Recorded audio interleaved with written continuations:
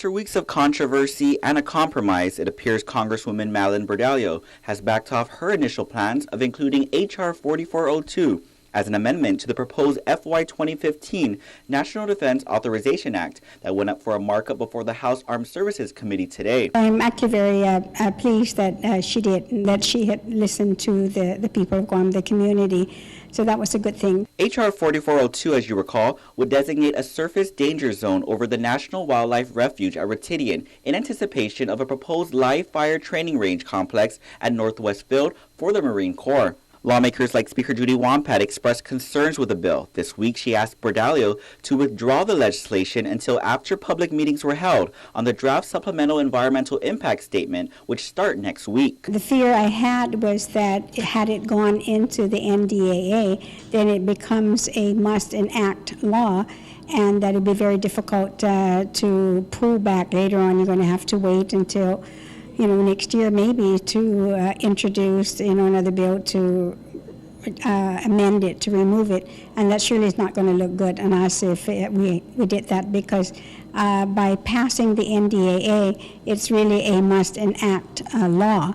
And you just can't, stop it dead on its tracks because of a particular amendment. Original landowners of Ritidian like Chris Bordallo also expressed concern, even asking Bordallo to withdraw the bill. Today he tells KOAM that not including H.R. 4402 in the markup is a good sign, but that saying, quote, the fight is not over. He says much of the controversy over H.R. 4402 has brought to light the long-standing issue Ritidian landowners have had with U.S. Fish and Wildlife Service. Today, Bordallo says she decided to not offer H.R. 4402 as an amendment after speaking with Governor Eddie Calvo, members of the Guam legislature, and Ritidian original landowners like Bordallo. She says, quote, I agree that our community should have the opportunity to discuss this issue and other concerns regarding the buildup during the public meetings on the SCIS.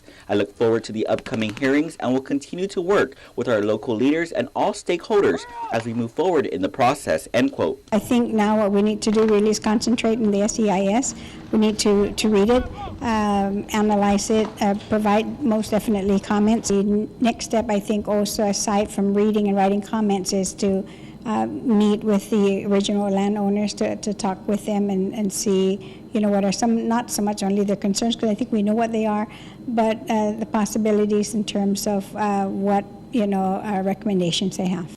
Bordallo says Bordallo's office has informed him that the Congresswoman will be on island next week and meeting with the Ritidian families.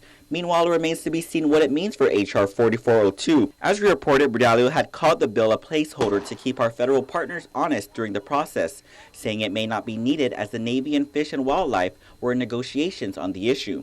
Bordallo had informed lawmakers this week of a draft compromise language between the two organizations. Reporting for Guam's News Network, I'm Ken Quintaniza.